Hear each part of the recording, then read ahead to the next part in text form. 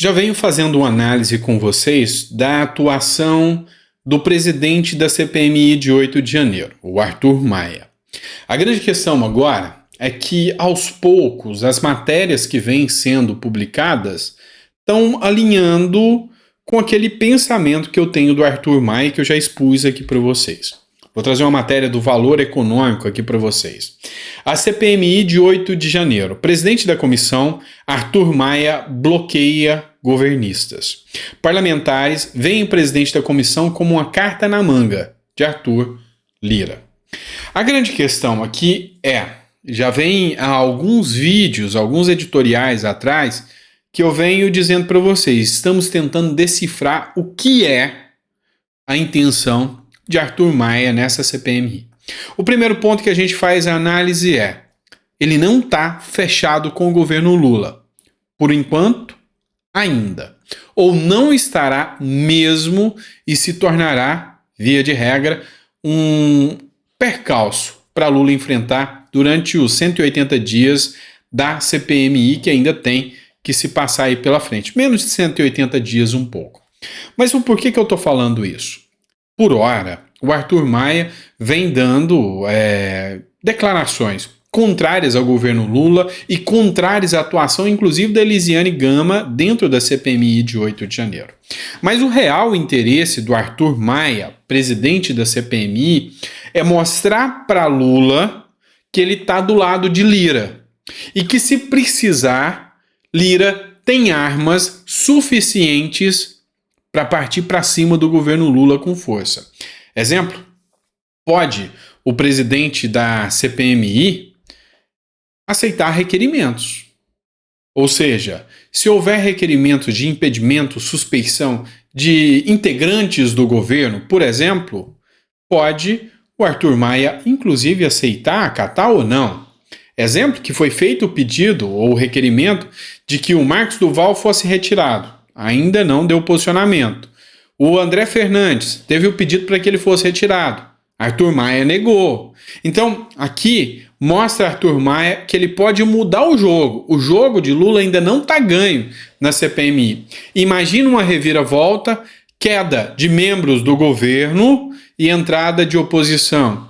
Imagina a votação ou a convocação de membros que o governo escondeu, como, por exemplo, o Gonçalves Dias. Então, eu vejo que Arthur Maia ainda está esperando o comando do Lira. Atacar Lula ou se aliar a Lula.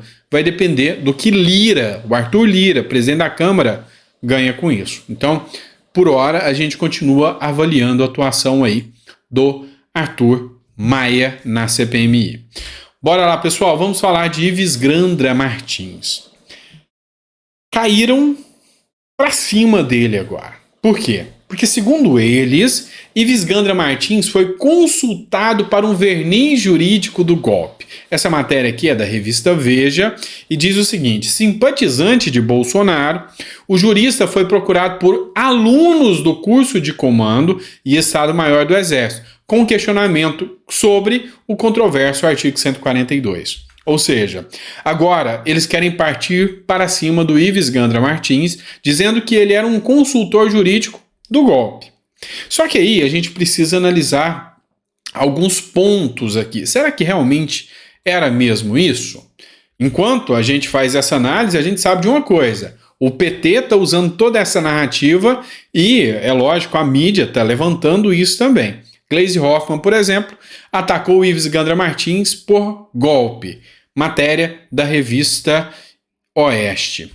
Mas será mesmo que Ives Gandra Martins tem responsabilidade? O que ele diz sobre isso? Matéria do UOL. Jurista nega ter sido consultado em dossiê para golpe. Não conheço o Cid. Esse é o primeiro ponto que ele falou aqui em sua defesa. Segunda defesa, no jornal Estadão, Ives Gandra Martins, grande jurista brasileiro, diz que questionário encontrado pela PF com Mauro Cid é de 2017 e não inspira golpe. Então vamos analisar o seguinte, dando o ponto de vista aqui. O Ives Gandra Martins é professor da Escola de Comando do Exército. E lá em 2017 já se levantava esse argumento, 2017, e perguntaram sobre a atuação do artigo 142. Lá em 2017. E aí o Ives Gandra fez uma análise disso, tá? Fez análise fazendo a interpretação do artigo 142 aqui. E aí, como é que fica essa situação? Ives Gandra pode ser penalizado ou não por ter dado uma consulta jurídica? Não, não pode, de forma alguma. Vamos entender uma coisa. Esse assunto da consulta jurídica já foi debatido muitas e muitas vezes, inclusive pelo próprio Supremo Tribunal Federal. É lógico, se a gente olhar o Supremo, o que ele disse e o que ele vai dizer, não dá para falar que vai ser a mesma coisa. Muda-se o posicionamento do Supremo como se troca de camisa. Mas a grande questão é, imagina aí um advogado que ouviu e deu pareceres sobre todos os corruptos da Operação Lava Jato, inclusive fazendo a defesa de alguns. Lembra disso? Pois é, em alguns casos aí, esses mesmos advogados, que são casos de corrupção declarados, muitos fizeram até, preste atenção, a delação premiada, assumindo que roubaram e devolveram dinheiro sob orientação desse certo advogado, e esse advogado está sendo indicado para o STF agora. Será que eles podem criminalizar o Ives Gandra, segundo eles, por ter dado um parecer? O parecer consultivo de um advogado e a proteção constitucional que a Constituição dá a um advogado é inegociável. O advogado, ele tem o poder de dar o seu parecer jurídico, dizendo que algo é possível ou não é possível. Essa é a prerrogativa que nós advogados temos. Então, assim, é golpe baixo. Vamos ser sinceros que o que a imprensa está fazendo com Ives Gandra Martins é um golpe muito baixo. E garanto ainda mais, dizer que Ives Gandra é parte do golpe pode render processo a Gleisi Hoffmann aí por parte do Ives Gandra Martins. Bora partir para outra matéria agora da Pleno News. Marcos Duval diz em mensagem a Pacheco que o sistema venceu. Senador Marcos Duval, alvo de uma operação determinada pelo ministro Alexandre de Moraes do Supremo Tribunal Federal, enviou uma mensagem para o presidente do Senado, Rodrigo Pacheco, em tom de desabafo por conta da ação realizada contra ele. No texto, o parlamentar diz que o sistema venceu. E a gente precisa falar dessa questão do Marcos Duval, que é um tanto quanto polêmica. A gente vai pegar ainda uma matéria do Paulo Capelli aqui, do Metrópolis, que diz o seguinte: Duval desabafa com o presidente do Senado, quase perdi a minha família, por causa da atuação que ele vem fazendo. E ele fez um desabafo para o Rodrigo Pacheco, e aí, meu amigo, de pouco adianta, de pouca serventia tem esse desabafo do Marcos Duval. É desabafar com alguém que não tem sensibilidade para entender isso. Matéria do Valor Econômico. Podemos, que é o partido do Marcos Duval, divulga nota de apoio a Marcos Duval 3 dias depois da ação de busca e apreensão. Assim, como eu falei no editorial passado, do caso do Deltan Dallagnol, que era o elo mais fraco, eu falo agora do Marcos Duval. É complicado brigar contra o sistema, a gente sabe disso. E o Marcos Duval já deixou o recado aqui. Acho que o sistema venceu. Só que aí a gente tem que falar um pouco mais sobre o caso do Marcos Duval. Idiotizaram o Marcos Duval na grande imprensa. Mas será que é mesmo? Teve um editorial, e agora eu esqueci o nome do jornal, do YouTube, onde ele falou: seria o Marcos Duval um louco ou um gênio? Porque olha só, tem alguns pontos aqui interessantes. Marcos Duval, ele literalmente tem provas suficientes que ele fez treinamento do pessoal da SWAT, sim. Durante a averiguação do celular do Marcos Duval, percebia-se que ele mandava mensagens desconexas, até para algum senador de todos os espectros, oposição e situação, do tipo: obrigado pela reunião que a gente teve ontem, sendo que não teve reunião. Então, os senadores viam isso e imaginavam que era algo trivial, ou alguma das louquices, né? Essa palavra não existe, eu usei porque eu quis. Alguma das loucuras do Marcos Duval. Mas, na verdade, agora a PF começa a entender que era um plano para blindar o seu próprio celular, caso uma busca e apreensão acontecesse. Ou seja, vai ter que fazer análise de quais daquelas falas eram verdadeiras e quais daquelas eram mentirosas. Por exemplo, obrigado pela reunião de ontem. Pode ter sido enviado para 50 deputados, senadores. Quais desses 50 efetivamente tiveram a dita reunião? Você entende que é uma estratégia? E por muito tempo o Marcos Duval esteve na SWAT fazendo o treinamento. Isso tentam mentir, mas isso é comprovado por matérias televisivas, inclusive por uma nota do diretor da SWAT foi feita. Estaria o Marcos Duval um tanto quanto à frente? E agora tem um ponto interessante aqui que a gente precisa discutir. Lula agrada os Estados Unidos hoje? Provavelmente não. Provavelmente não. A gente sabe muito bem que Estados Unidos acreditou que o grande mal para Biden seria Bolsonaro. Tanto é que tem uma nota do The Washington Post que diz o seguinte: achamos que Lula seria um aliado e se mostrou uma pessoa contrária às pautas americanas, ou seja, a favor da Rússia, da China, de Maduro, de Nicarágua, entre outras ditaduras que pairam por aí. Beleza, mas a gente sabe do vínculo existente entre Biden, entre Duval e os Estados Unidos, as forças de inteligência americana. Será que tem algo a mais nessa história? Eu acho que o tempo vai dizer. Mas será que tem informações? Porque Marcos Duval já mostrou que tinha informações da BIM. Já mostrou. Colocou isso em publicação. E esse foi o motivo da busca e apreensão que foi feita pela Polícia Federal por ordem do Alexandre de Moraes. Um desses documentos foi vazado nas suas redes sociais. Por isso calaram o Marcos Duval com as suas redes sociais. Ele que é um senador da República. Mas e essas ligações? Marcos Duval mostrou e pegou eles de surpresa porque achavam que ele era um ridículo que não tinha informação de nada, e ele mostra um documento da inteligência da ABIN. Ele tem acesso que eles não acreditavam que ele teria. E lá, o governo americano, será que tem algum vínculo?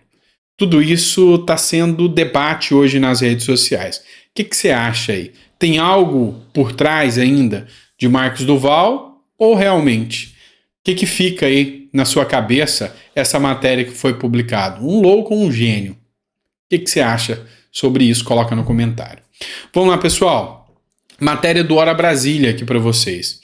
Indicativos não são bons, diz Bolsonaro sobre julgamento que pode torná-lo inelegível no TSE. Entendam que não será um julgamento fácil.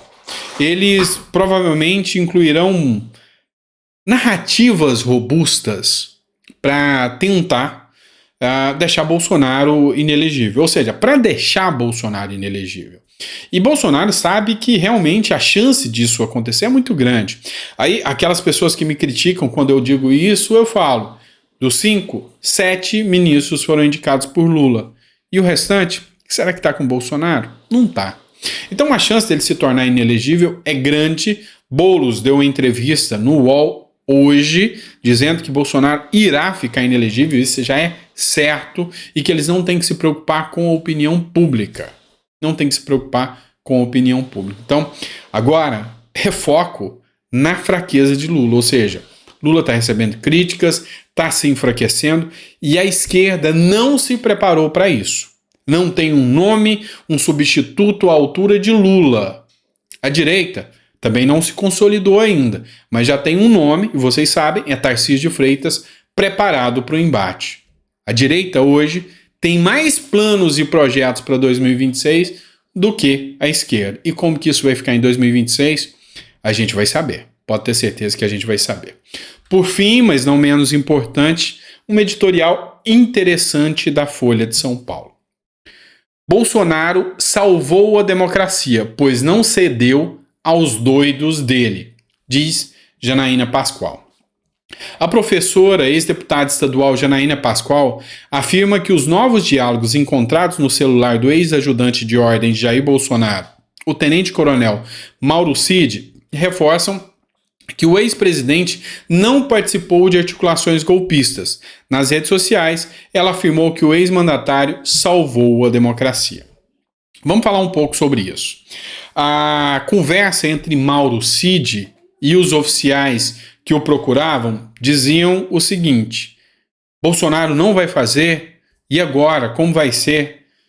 Tenta convencer ele, ou seja, mostrando nitidamente que Bolsonaro não iria fazer qualquer ação junto aos militares e que ele não tinha apoio dos militares e que não arriscaria em absoluto fazer essa ação.